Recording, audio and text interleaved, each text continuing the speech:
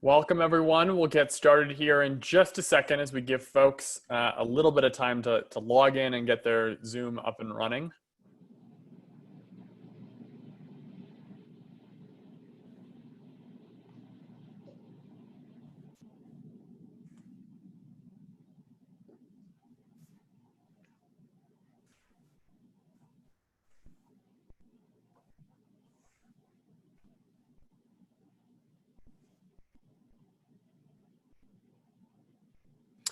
Awesome. Well, we will go ahead and dive in here. My name is Alex Worth, and I'm the co-founder and CEO of Quorum. I'm really excited to be joined today for this webinar by Greg Lohman, who's the Vice President for Digital Advocacy and Policy Communications at Fidelity, for a conversation about Fidelity's policy Twitter account and how they're engaging officials on the federal, state, and local level on social media. This is part of a webinar series that we're doing right now focused on best practices in our socially distanced and pandemic era. And one of the areas that we've seen companies and associations and nonprofits have a tremendous amount of success with is engaging with legislators online. And oftentimes through policy Twitter accounts. And Greg recently led the effort at Fidelity to create one. And so the hopeful goal of today's conversation is to be able to kind of take us behind the scenes and learn a little bit about what that process was like, as well as the strategy that went behind it. So we're super excited to have Greg today for that conversation. We'll talk a little bit about Fidelity and the coronavirus impact. We'll talk about the decisions that went into creating the account, particularly focused on internal approvals, as we hear that that's an area of challenge. And then we'll talk a little bit about running the Twitter account. What's the day-to-day? How do you share content? Who creates it? Look at a little bit at how it's measured, and then see if Greg's got any more general advice or items that we haven't touched on. As always, we'll have time for Q&A at the end, so you can submit a question anytime by just dragging your mouse down to the bottom of the screen and clicking on the Q&A button, and we'll make sure that we've got time to answer it, as this is really meant to be an interactive conversation and a chance for all of us to learn from Greg on some of the strategies that have worked for them and areas where they're still continuing to work on as well. But to start us off here, we're going to launch a quick poll, which is how frequently does your team use social media to engage policy influencers? And the goal of this is just to get a sense of the folks on this webinar of really where are you on the adoption curve for having embraced it. So first is frequently, it's one of the primary channels. The second is occasionally, maybe you share a couple tweets a week. Rarely, in the event that you post very little. And then for those of you that aren't yet active on social media, we'd love that as well. We'll use this information to try and tailor the conversation today to really focus on what you're interested in. We'll also give you a readout here in about 10 seconds of where your colleagues and peers are, just given the number of folks that we've got on the webinar today. So the most popular answer here, about 23 folks, 40%, is rarely. Our team posts very little on social media. So hopefully today ends up being an inspiration for you and maybe an opportunity to start, as I think there's a series of very easy wins. This was followed by occasionally. Our team shares a few tweets a week. Frequently, it's one of the primary channels. There are about 8 folks or 13%, and then never was 12%, or about 7 individuals who responded to the poll. So thanks for just letting us know a little bit about where you're coming at this from. And I think it is fair to say that this is a really new area of engagement that we've seen pop up really over the last 10 years as these platforms came online. And also as we've seen more and more legislators, even more recently, really begin to leverage the platforms. So I want to jump into it because we're here today to talk with Greg. And Greg, would you just give us the 60 seconds on Fidelity? So if anyone here is not familiar with it, they know a little bit more about your company and the background. Sure, thanks, Alex. So Fidelity Investments, if you haven't heard of us, we're a large asset manager based out of Boston, and we operate in a number of different business lines, from managing and record keeping with respect to 401ks and retirement savers, to personal investing with over 30 million brokerage accounts in the country, in the capital market space, and we support thousands of independent financial advisors with our platforms and services to that end. And then we're in a variety of different custody and clearing businesses, and even since we're on the topic of digital, are pretty aggressive in the digital asset space, exploring what could be possible there. And so we've been around for a long time, and yet as a private company in our business, have a lot of capacity to do innovative things that move the ball forward in our industry and financial services. Really helpful overview. And will you just give the audience a little bit of sense about the impact that coronavirus has had on your industry? As we've likely got folks from a variety of industries who've seen different impacts. This has might have been one of the interesting parts about this series, is just hearing a little bit about how it's impacting each different sector.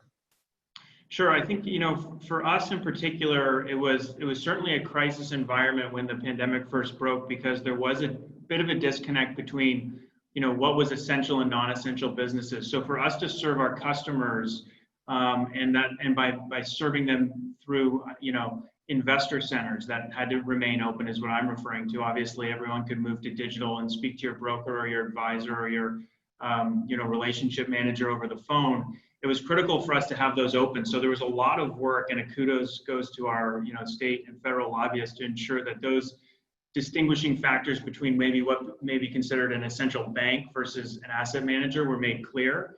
And so we could remain open and service our customers in a safe way with all the right, appropriate measures in place to manage the pandemic and how we interact with them in a safe way. So that was, I'd say, the most impactful when it came to what was immediate. And then obviously, I think every industry was really touched by the CARES Act. So with respect to how we engage to provide relief to our customers through, penalty-free retirement distributions, there was some student debt provisions. We provide a lot of student debt services through our workplace initiatives in workplace investing and in our benefits business. So we were keen to make sure there was relief there. Everything from donor advised funds in the charitable space and advocating for that to ensure that, charities were able to assist. We have a big platform in that area. So there was a number of areas where we were impacted. But ultimately, our business itself remains very stable and strong, and that's for a variety of reasons. I won't delve into all of them here. But we, as a business, we ended up hiring and increasing our body count because of the number of calls and the volume by which we had to manage our customers. So we hired 2,000 new associates through the pandemic, through the beginning of it. Wow. A significant addition, and obviously helps us in this time of high unemployment. I want to dive into the topic at hand. Can you take us a little bit behind the scenes into the conversation around deciding to create a policy Twitter account and the expansion of your digital strategy online? What did that look like? Sure. Fidelity is not a stranger to Twitter. We, as a consumer-facing retail business in the investment space, we have a number of different handles. We've got Fidelity writ large, just the general handle that really speaks to our customer base that has over 200,000 followers and is really an entity unto itself. And then we have Fidelity News, we have Fidelity Advisor, we have basically Twitter handles for a large part of our thought leadership business and other business executives that have a public profile. So it wasn't a lack of experience in that space, but what really prompted it for me when I came into Fidelity, and I've only been there for a year, but what I noticed was, as we advanced more aggressively in the, public policy communication space, our public policy messages were being intermingled a bit with other content on say, the Fidelity News platform, which is a great resource for many of the different things we're doing at the company, but it did sort of get diluted when it was mixed in with other initiatives that weren't in public policy. So we really wanted to create a strict lane for that communications platform. And what I really assessed in the first several months was, do we have enough content?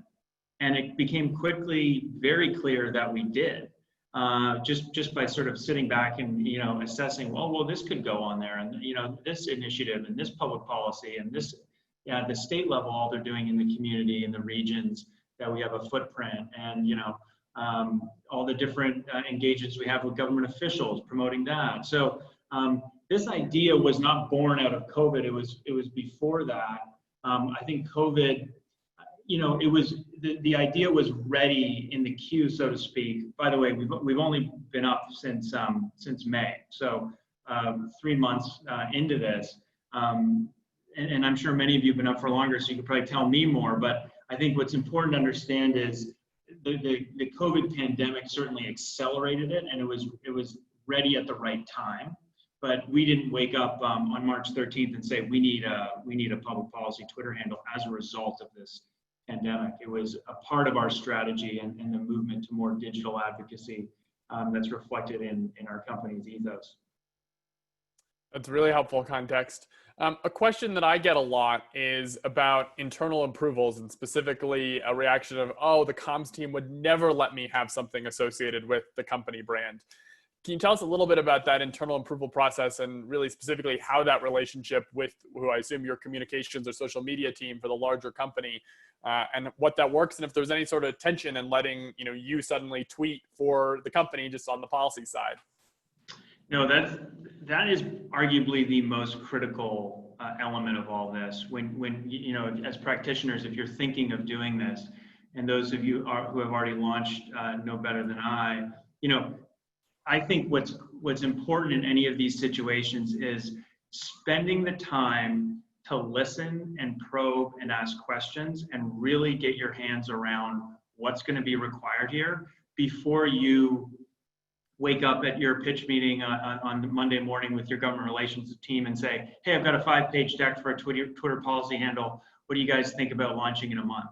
I spent a lot of time in the back end speaking to associates that have been at Fidelity much longer than I had, who've launched these before, who could help me work with legal and compliance to ensure that I had all the right boxes checked well before I advanced this idea within the government relations and public policy arena.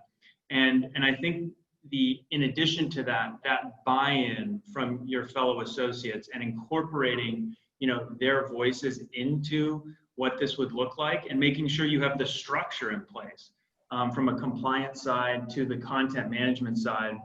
And then also I would add, so that it isn't a surprise to anyone when they hear about it late in the game, so to speak. Oh yeah, I remember hearing about that. Someone may say in compliance versus, wait, where'd this idea come from? Red flag, this is no good.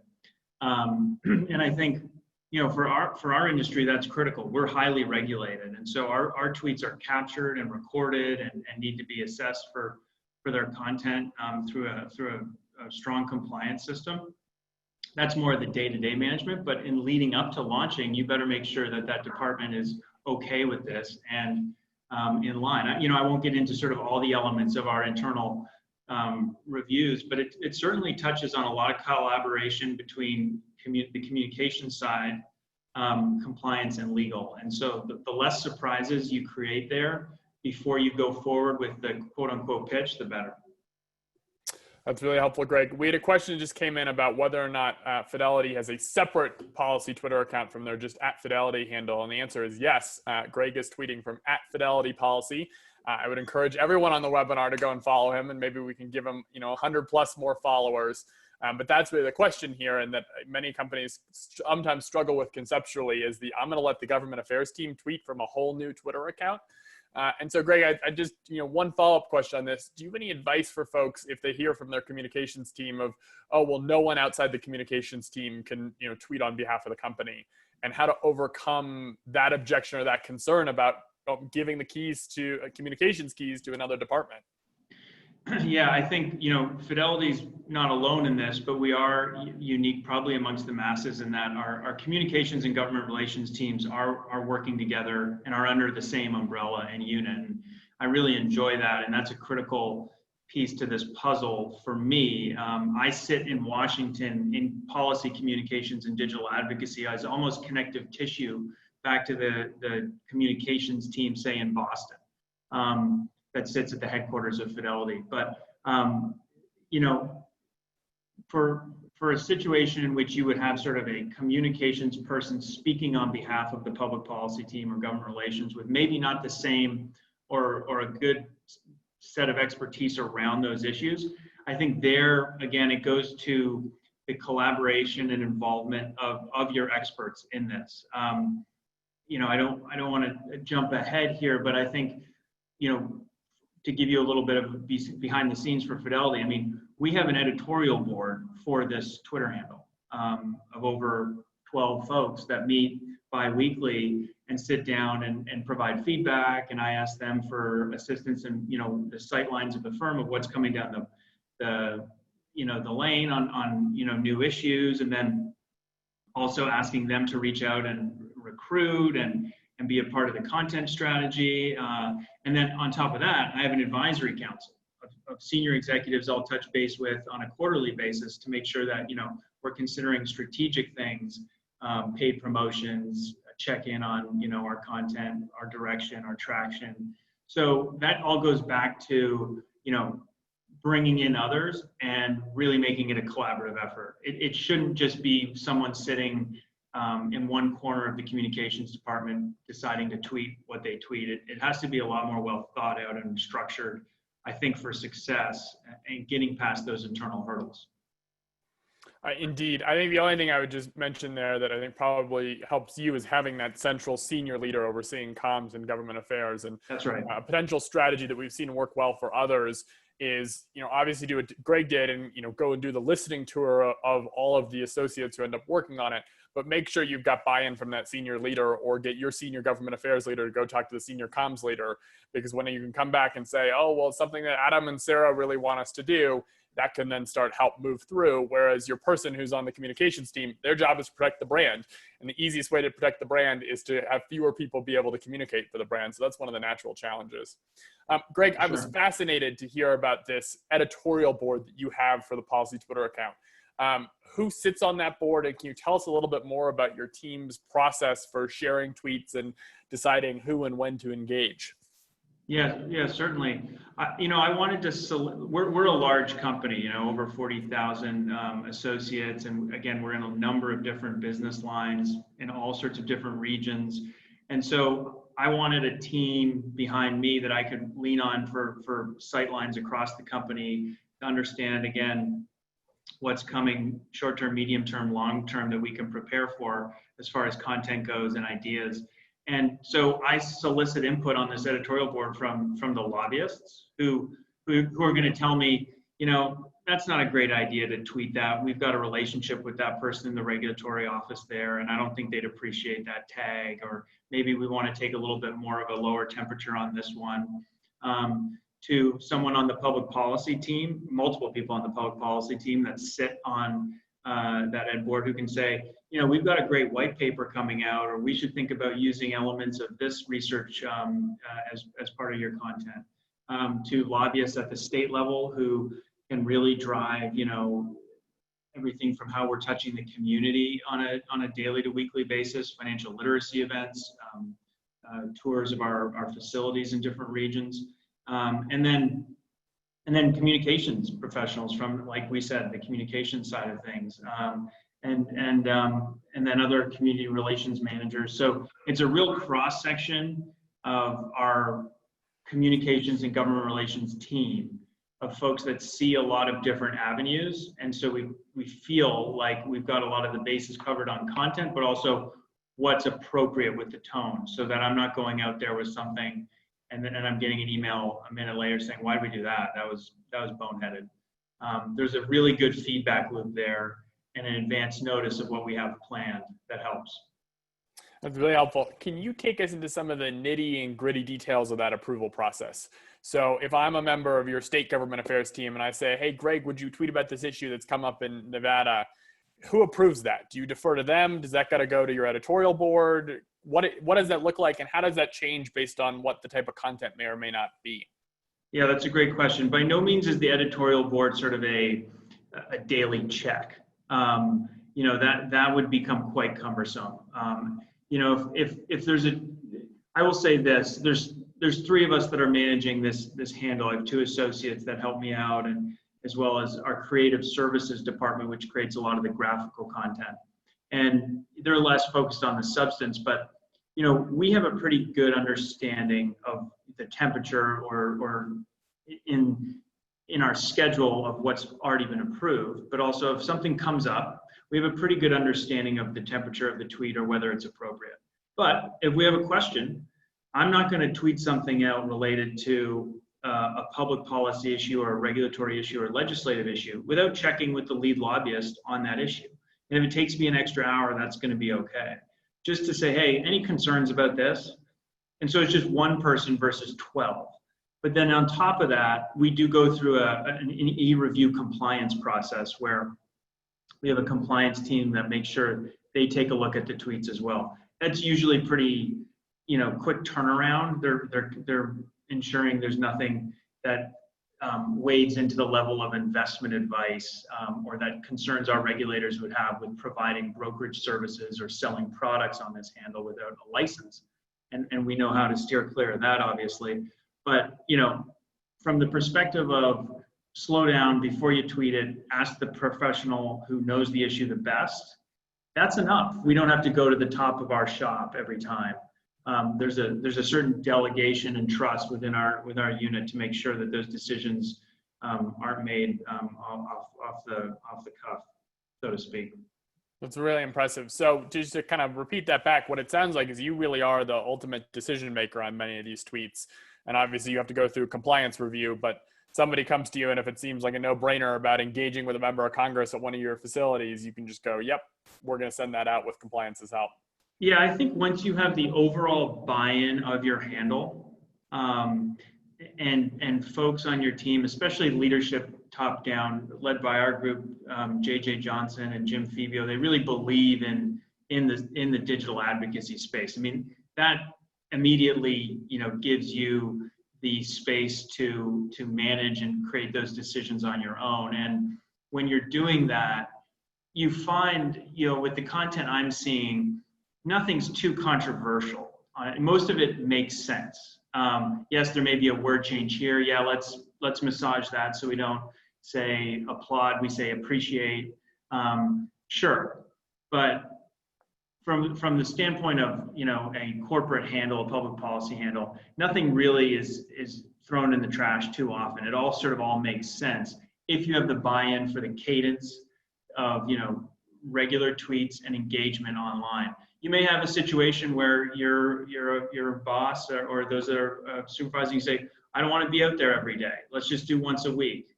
Then you may have to find a little bit more delicate balance between what and how and when. But our rhythm is pretty strong to continue that cadence if the substance makes sense. And we have campaigns within that as well, of course, that are already planned out. It's not always just reactive, it's often proactive. That's great. So diving into that piece of it, content planning. Everyone is kind of a question on a lot of people's minds of if I create one of these, how do I create the content? How much planning do I have to do? Give us a sense. Do you do it kind of a day at a time? Is it a month at a time? 6 months? What does that look like? We usually work in 2-week increments. So I get together with my team on Monday afternoon, and we set forward what we're looking at for the next 2 weeks. We have a shared calendar. It's not that complicated. We say, all right, look, it's July. It's student debt month. All right, let's do a number of, we're big in student debt relief space for our customers and our own associates. So let's consider what we can do in the student debt space. Yeah, let's connect with public policy on what our best stats are there. Let's create some infographics. All right, we need, say we want to do those the next week. Well, we need 5 days to touch base with our creative services team to create those graphics. Sometimes I can do them on our own or our team can if we want to do something a little bit more aesthetically pleasing. And so you sort of have to bake that in. Our e-review, so to speak, our compliance turnaround is not really all that impactful on those decisions. But yeah, we work within 2-week increments. And then we say, oh, well, we've got a senator coming on Wednesday. Well, we'll take a screenshot of that event and we'll have it up on Thursday. So you sort of can schedule it out there. And we're going to promote healthcare savings accounts on Friday because it's a part of considering the stimulus 4.0 negotiations. We have our public policy priorities we're pushing forward. And so we want to make sure that those elements are included. And, where can the Twitter handle provide that air cover for support there? And so it's sort of charted out in that fashion. And so far it's been a good, organizational structure for making sure we're not in a 3-day lapse on content. That's great. A question that came in from one of the viewers, is your policy focused solely on federal issues, or do you use it for state and local issues as well? How specific do you get? Do you name the bills, or are the tweets more general? Yeah, so we definitely do state and federal. I'd say, the state issues, just because our business is more predominantly federally regulated and the legislative issues seem to drive through Capitol Hill more than they do at the state level, I would say the content probably goes 70-30 on substantive policy at the federal side, but there's still plenty of state issues we're pushing, of course, especially in light of COVID, as it relates to a number of different issues with serving our customers. So we were active there, but I would say some of the more state level issues, what I like about them is they're in this time, they're examples of the impact we're making on the community. Whether it be financial literacy or the charitable contributions, or just seemingly a more intimate engagement with policymakers in the regions where we have a footprint. We're in 12 states across the country with pretty big employee presence. So we're able to capture those relationships and meetings and engagement in the community really, really well at that state level. And to the question on specificity, yeah, I mean, certainly, I've put out tweets this last week past the Patient Protection Enhancement Act. We'll certainly name the bills. I don't think we'll get into like past HR 1702. We're typically not trying to, tag policymakers unless it's already sort of approved and understood. We're not trying to put them on the hot seat for not passing a bill and tagging them. I think it's just keeping that message respectful and yes, arguably more broad, so that if our audience is certainly targeted. We have a purpose to reach policymakers, media, thought leaders, industry, so they understand these issues to begin with. So you can arguably go a little deeper, but I think with so little characters, you can only go in such detail. Yeah, a great little best practice here, especially as it comes to state and local level, is the majority of states have a hashtag that they'll use for their legislative or political process.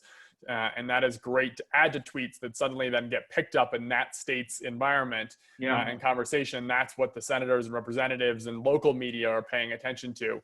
And obviously, if you're a national nonprofit trade association company that suddenly comes in and takes an issue on or takes a stance on a particular bill, that could be a news story in itself. Absolutely. So very much encourage folks to add that to the tweets that are going out, which will just expand that reach even further. Greg, kind of last question on this vein. Do you ever like legislators' tweets or go ahead and retweet tweets? And how do you think about, the kind of interacting on Twitter than just posting content? Yeah, exactly. Again, we're 3 months in. We're still learning in many respects our boundaries there, and there's been some creative ideas proposed to get a little bit more dialogue going on Twitter. I think that's always going to be a challenge on a public policy handle, frankly. But certainly, if there are public policy initiatives I know that we support, and our trade association, for instance, puts something out, I'm certainly going to retweet it if it's on message and it's one of our priorities. If a policymaker puts forward a message that we support, absolutely we'll retweet it and like it.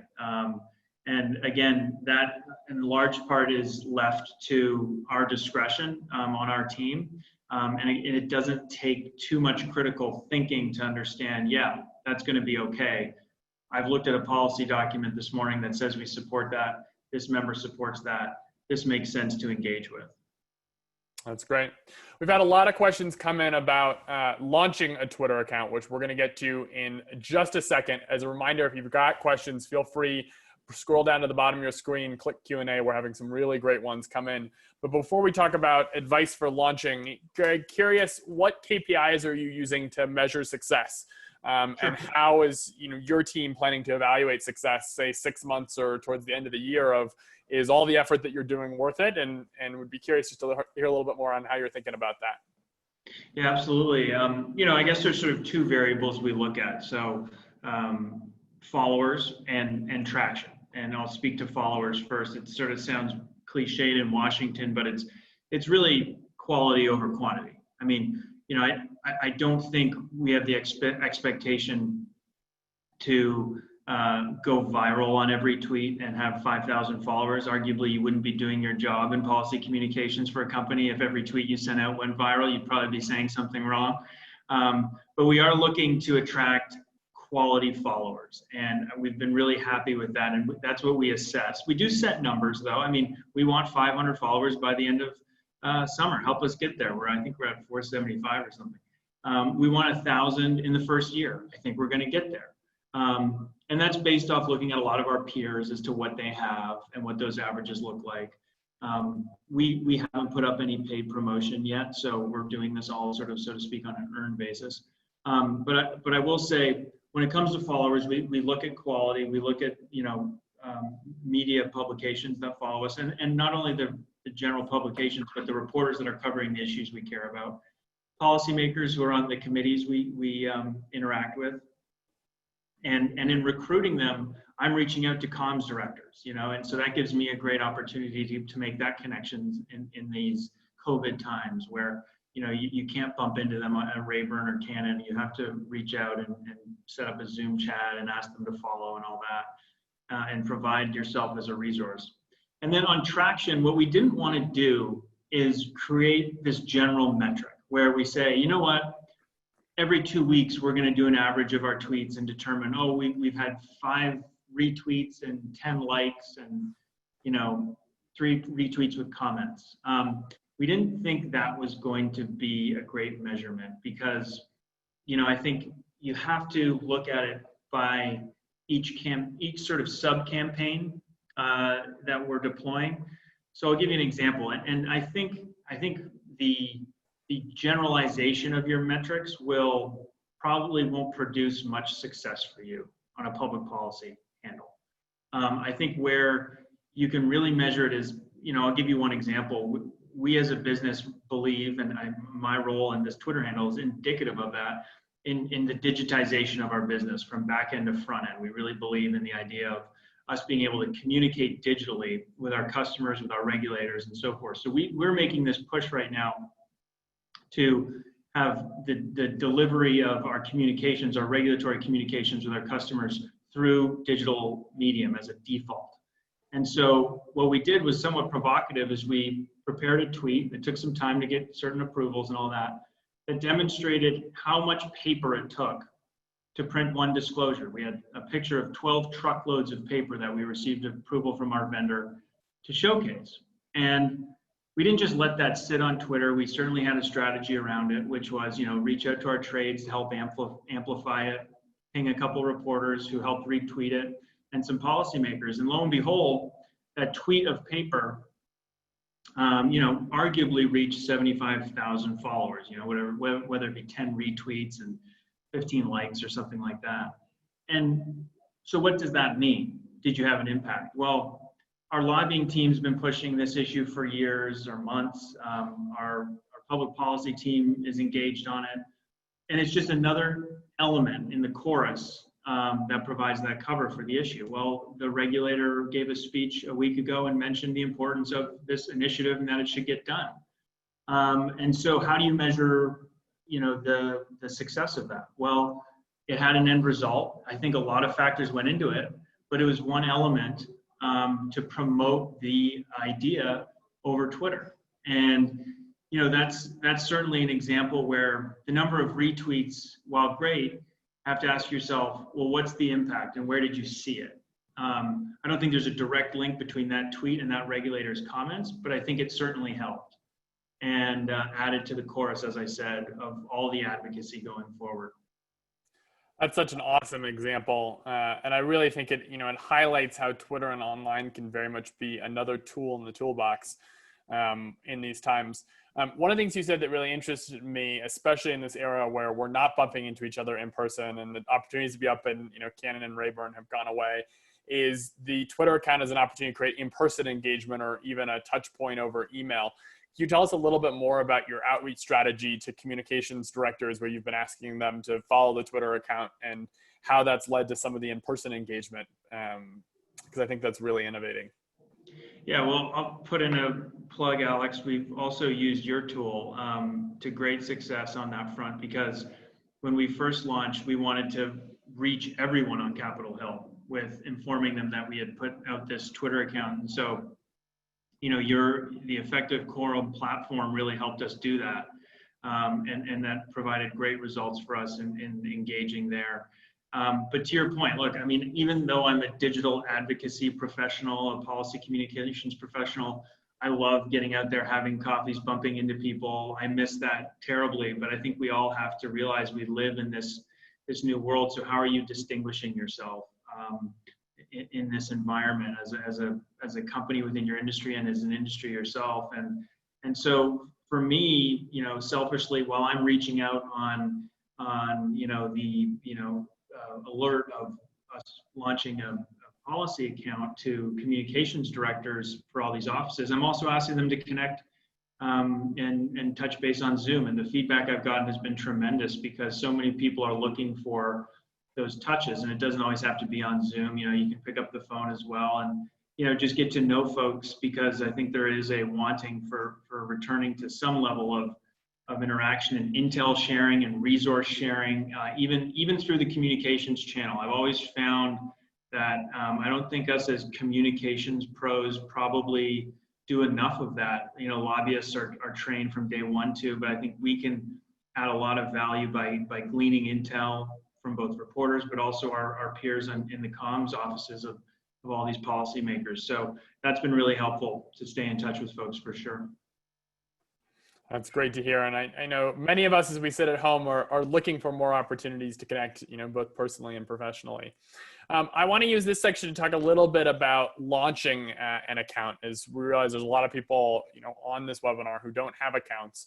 And I'm curious, one of the questions we had from the audience is, can you go into a little bit more detail about how much content you prepared pre-launch? And in that, another question that we had is how often do you tweet on a weekly basis?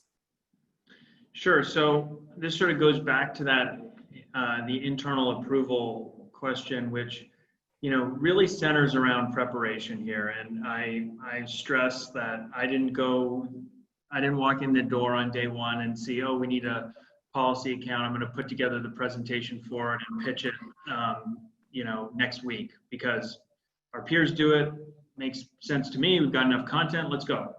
I really tried to listen and think through all the different red flags that could come up here, and really probe within the organization where folks have tried this stuff before. And that may not always be the case in every organization or trade, where you don't have folks that may say, well, I don't know how to do that, you tell me. So that can be challenging. I can certainly understand that. But where you can prepare as much as possible so that people are also bought in to the idea. So you pick up the phone and catch someone in policy or lobbying, say, hey, I really want you to be a part of this initiative, because they are adding as much value as you are, because you don't have the ability to keep track of all these issues. Who's going to create the content? So if you really get that buy-in from folks, when you go to present it, I believe that there will just be a lot less naysayers that are going to say, no, that's not going to work. They feel like they're a part of the process. They are a part of the process, and creates a better collaboration. Obviously the leadership of your organization has to be there. I was lucky where that was a no-brainer for us in the advancement of our communications goals.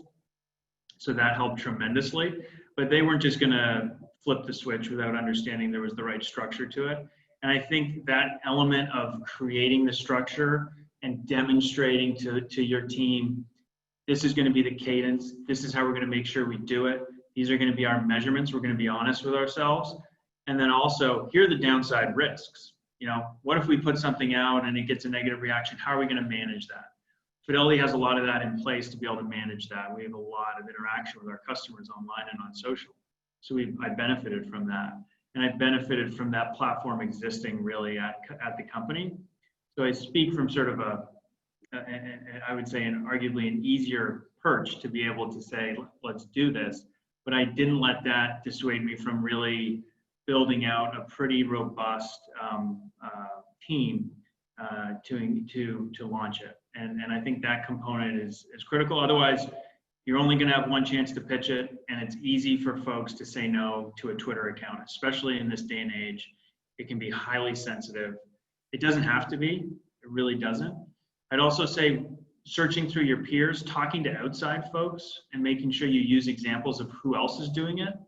That certainly helped as well. A question that we got from the audience is, I think somebody who may have noticed the shiny blue check mark that you have next to your Twitter handle, acknowledging that you are a verified Twitter account. And the question from one of our viewers is, any advice on the verification process and how an organization or another company could get that very much coveted blue check mark? Yes, that. I wish I had that from day one, because no, it does help with your credibility when you reach out to people. They see it and say it's an easier follow back, I would argue, when they see that. You know, the strategy of, if I follow someone, will they follow me back, right? Or if I send them the link, will they look at it as a policy staffer and say, is this real? Who is this? You know, do I want my boss on a non-blue checkmarked account? So that helped tremendously. Frankly, my good friend at Fidelity, my associate who I manage this with, Eric Sandwin, led that in reaching out to Twitter to get that done. So honestly, I don't think it hurts to be a large company or a verified trade association or group that is legitimate. I don't think it requires much more than that.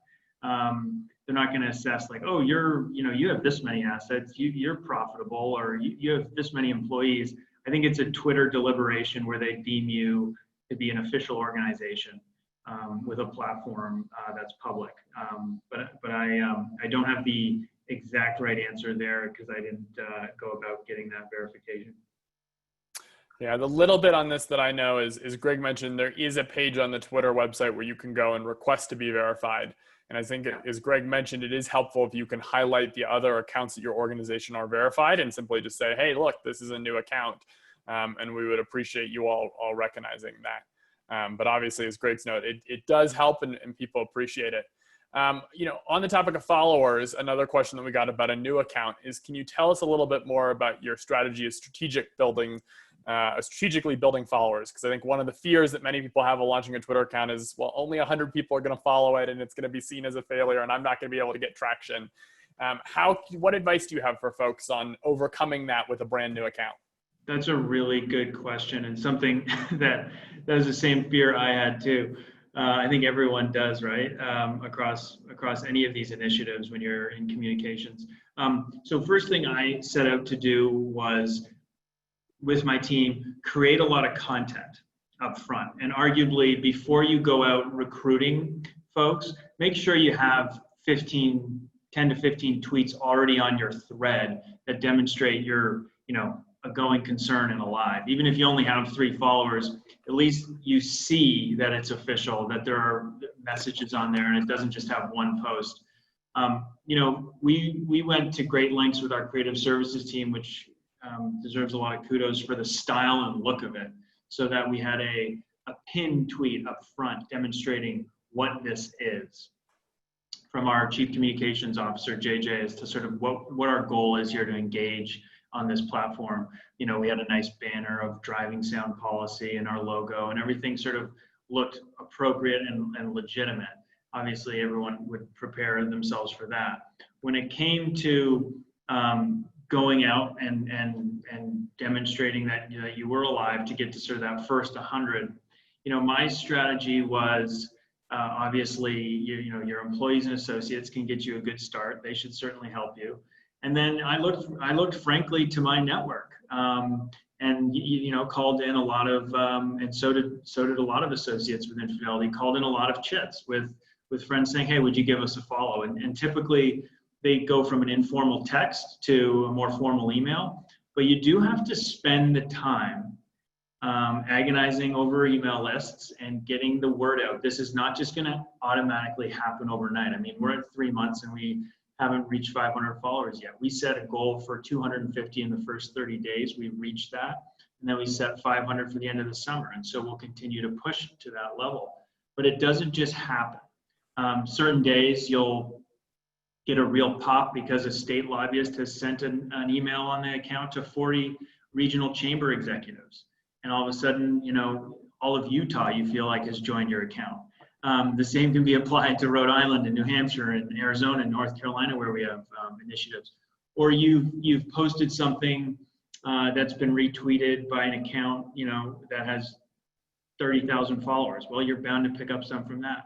And then I look at our consultants and our industry trade associations and third-party groups that we belong to, that we pay membership dues to help us out as well. Make sure that they announce it on their channels. Make sure that they're sharing it on your behalf and giving you credibility there. And sure enough, you'll get to a spot, I think, where you'll at least have 100, and then you build from there. But no, I think the main message I have with respect to that is, in the public policy world, it's going to be very rare that all of a sudden it goes viral and you have as many accounts as Justin Bieber. So we all know that. So that expectation has to be leveled off. But you have to do that hard work. Use Quorum. Reach out to your networks through that avenue on the Hill and elsewhere, and you'll get results. I think that's great. On that note, Greg is 19 followers away from 500 followers. We have well more than that on this webinar. There you go. So if you get a moment, I would encourage you to follow at Fidelity Policy. They're a great role model, an example of what this digital outreach strategy and engagement can look like. And you can also help Greg and his team reach one of their KPIs. That's right. I think the other thing that Greg said that I just want to emphasize is, even in getting basically your friends and close network to follow, and also any associations that you're a member or consultants that work for you, it's an opportunity to stay top of mind for them. And that they're likely on their Twitter feeds looking for news and information, and suddenly pops up Fidelity or your organization's name, and it just triggers that mental recognition of, oh yeah, Fidelity, they're doing things. Oh wait, I owe them something. Or, oh, I really should invite them to that next roundtable. And it's part of what makes some of this engagement so hard, is that, as Greg mentioned, there's not a clear, well, I did this and that happened, but rather it's about a larger reputation effort where people are thinking about you, you're more top of mind. And obviously huge impact when that comes to media and policymakers, but there's also a wonderful impact when it comes to just closer networks and specifically people who work for you as well. Alex, if I could, that's so true.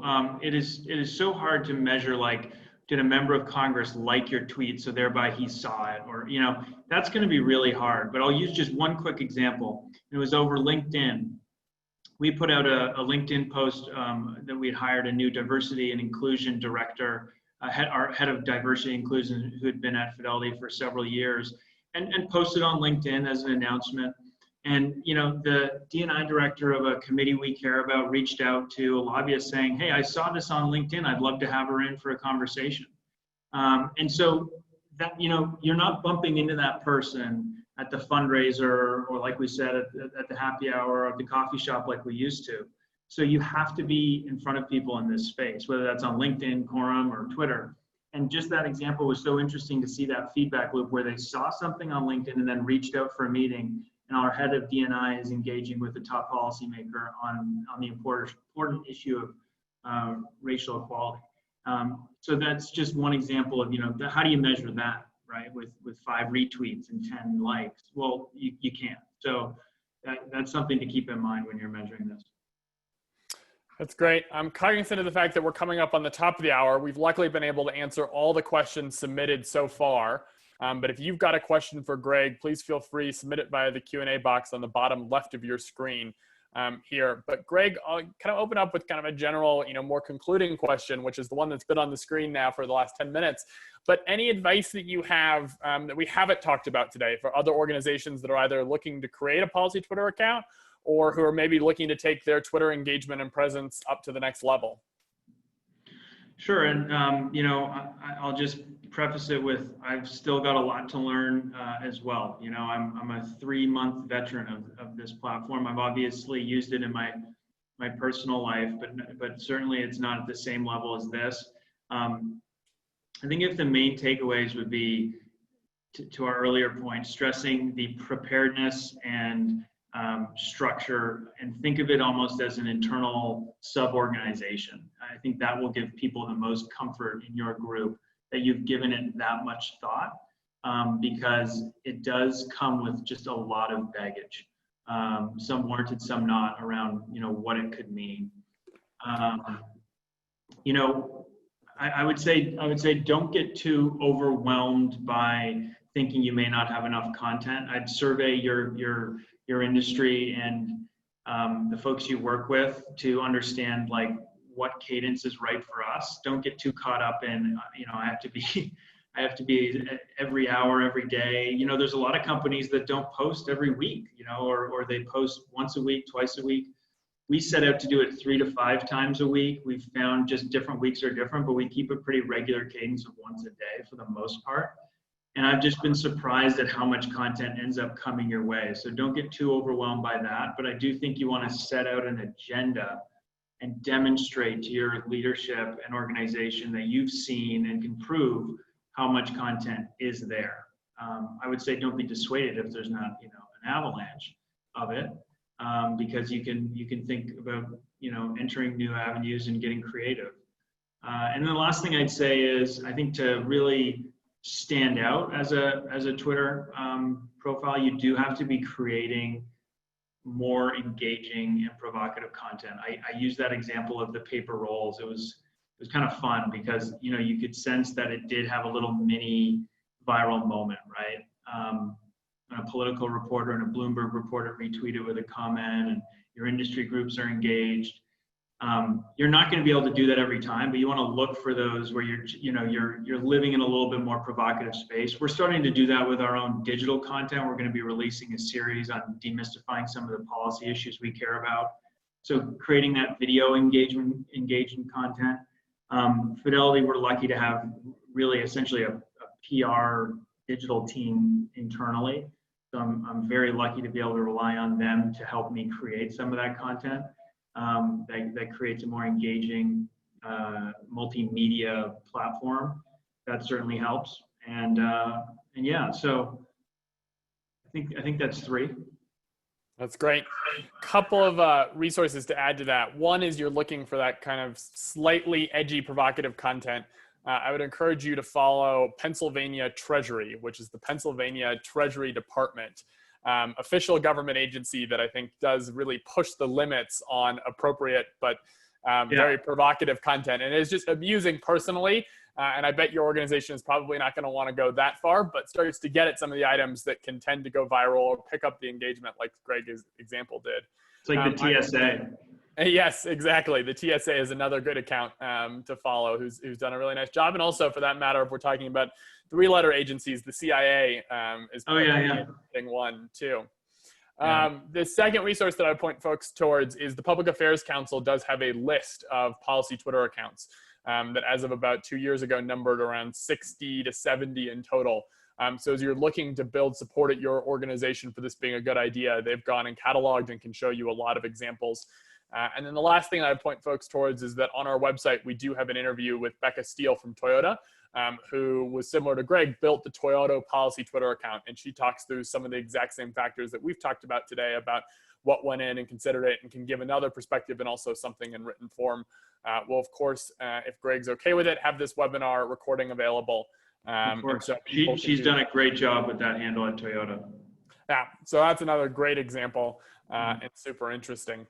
I don't see any other Q&A questions. So as we wrap up here, what we would ask is for you all to fill out a brief survey and just let us know how we did today, as well as whether or not you'd be interested in the recording of this webinar, as well as learning any more about the information that we shared. We've really appreciated you all taking time to join us and hope that you have found this helpful.